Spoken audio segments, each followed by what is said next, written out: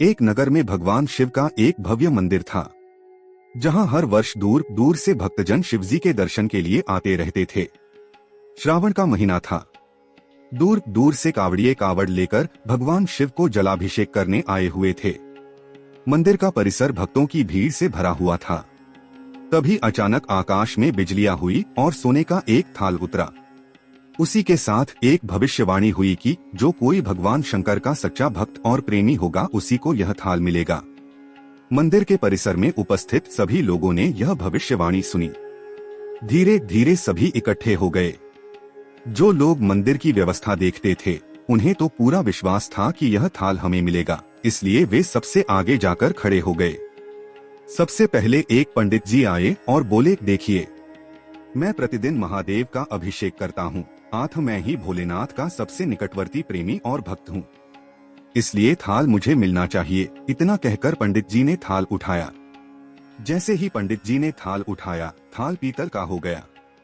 यह देखकर पंडित जी बड़े लज्जित हुए। उन्होंने थाल यथास्थान पर रखा और वहां से निकल गए। प्रकार वहां उपस्थित सभी पंडितों ने खुद को आजमाया, लेकिन शायद उनमें से कोई भी सच्चा भक्त नहीं था। उन्हें भी थाल यथास्थान पर रखकर चले जाना पड़ा।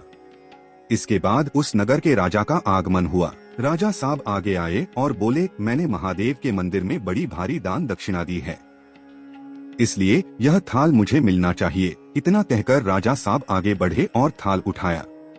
जैसे ही राजा ने थाल उठाया, थाल तांबे का हो गया। यह देखकर महाराज भी लज्जित हुए और थाल यथास्थान रखकर एक तरफ खड़े हो गए।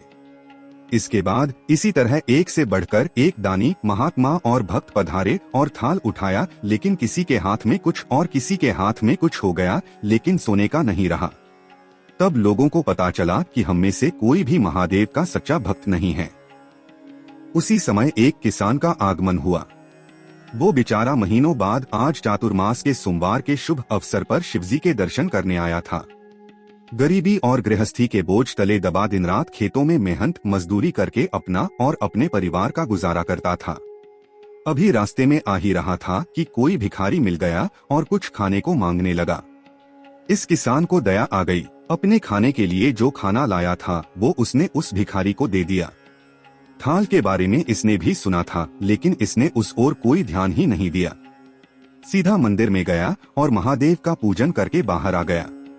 परिक्रमा करके जाने को हुआ, तभी पीछे से एक व्यक्ति बोला, भाई, तुम भी थाल को उठाकर देख लो, हो सकता है तुम ही वह सच्चे भक्त हो जिसके लिए यह थाल आया है।